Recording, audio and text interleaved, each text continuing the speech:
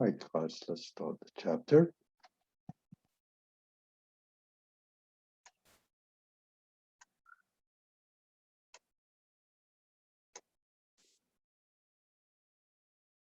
Okay, this chapter we will be talking about how you will be able or how you're gonna suppose chapter 9 to deliver bad news. There's not always you're gonna deliver a good news. Sometimes you need to deliver a bad news, especially if you're working in a very sensitive situation.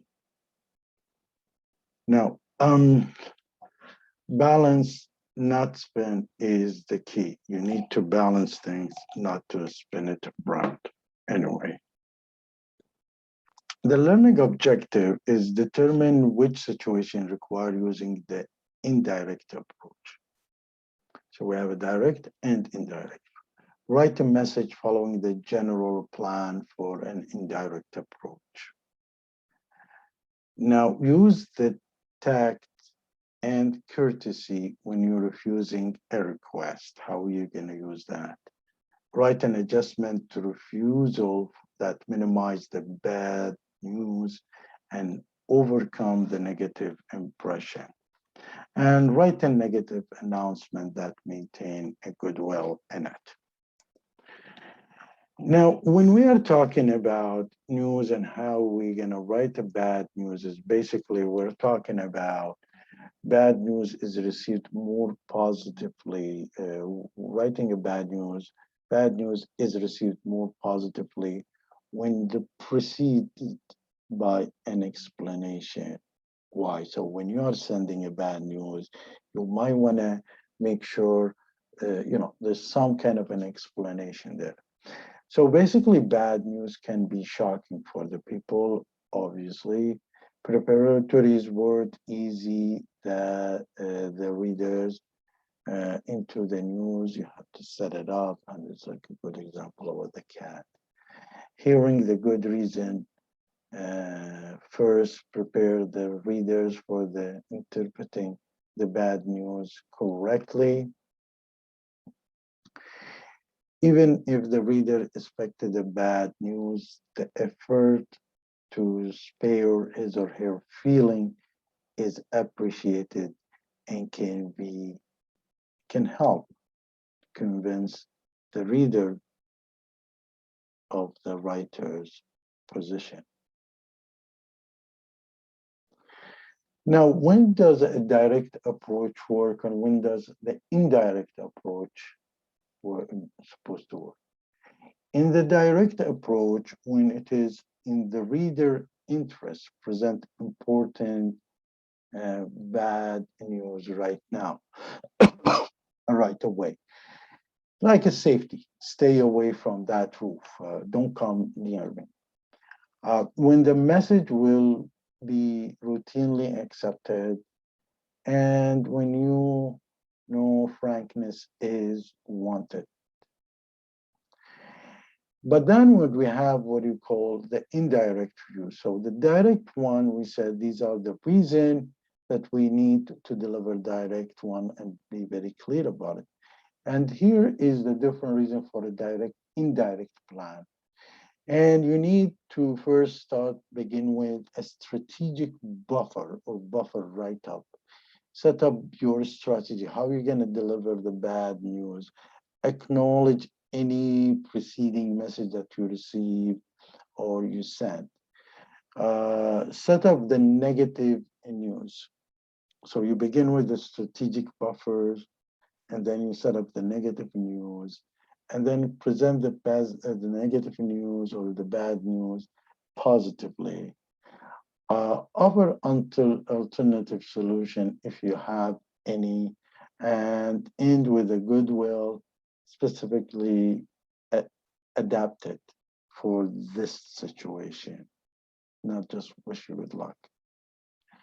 Now, what's in the buffer? Usually are natural or positive.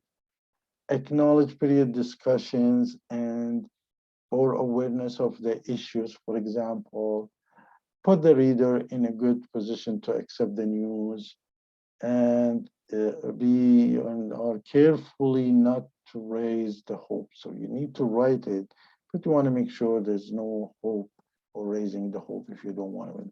So build a buffer.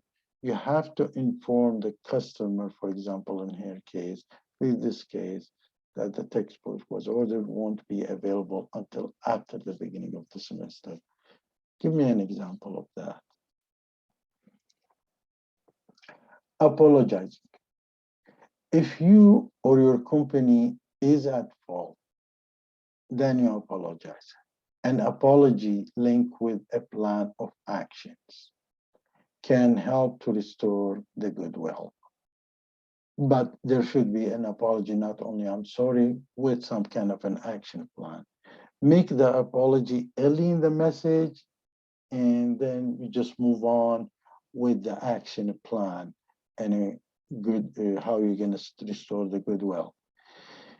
If you are not directly at fault, it's not your fault, third party or something, an apology can appear that, in the wrong, that you are in the wrong thing.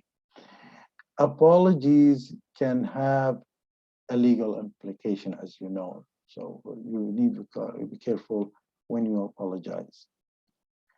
Now, there is some request happening, and you need to refuse these requests. How are you going to do the refuse request, the consideration when you are drafting or considering it? Why you need to know why, you need to explain why you refusing the justification. How can you set up the refusals? Once again, a buffer. How can you use a positive language in it? Is there any alternative solution, a way of doing it? And how can you close with a good well? Somebody giving you an offer, you refuse it. Is there any alternative situation? And how you can close it in a good well? So I want you to make a call in this one. Okay. This is an example of a bad example. Somebody is requesting for a donation and you're declining or refusing. Here's the good example. Take a look at it.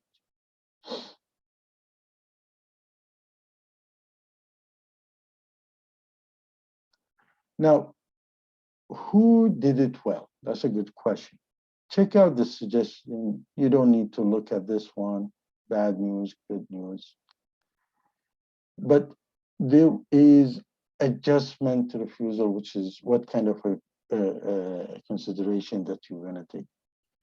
This is a special type of refusal request.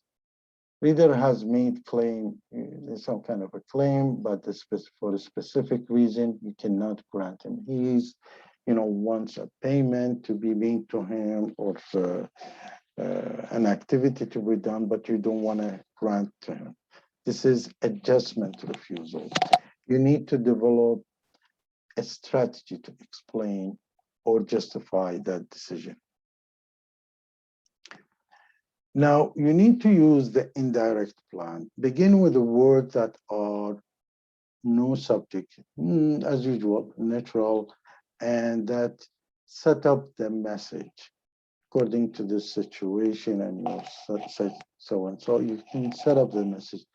Then present within yourself the strategies that will explain or justify it for them, and lead systematically to the refusal. Then refuse clearly and positively, and end with a subject and friendly users. Look at when you're playing for a credit card or debit card or something, how they write these refusals. This is a bad example for a damage claim. Is being refused. And this is a good example for a damage claim. That's the first part. And that's the second part. It's all one part.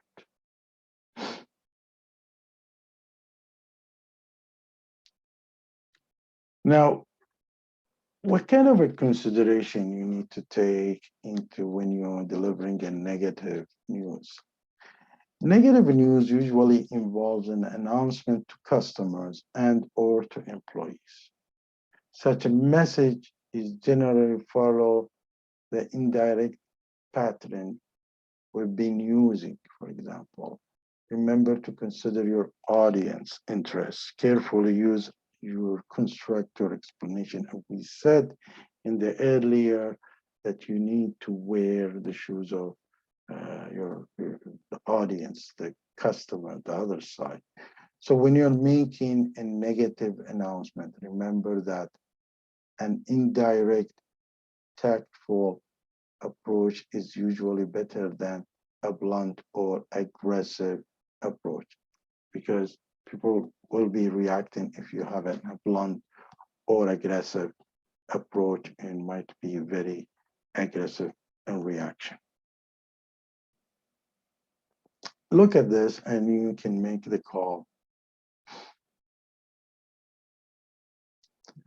When, in what situation would you need to be sure to deliver a negative announcement in person instead? At what situation you can do that?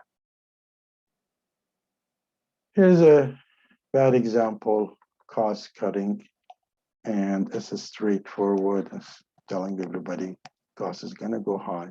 Here's a good, next one is a good example with a solution, with an option, with a further information and support. That's the second part.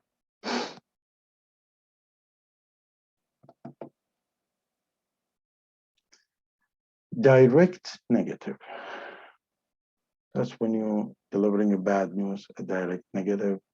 Use a direct plan only and only when the bad news might is expected from the other side, because you don't want to shock the person or not expected the negative. If it's insignificant, there is also other reason, and maybe have a positive possibility comes out of it. You never know. That's when you do a direct negative. And this is the end of the chapter. Thank you very much.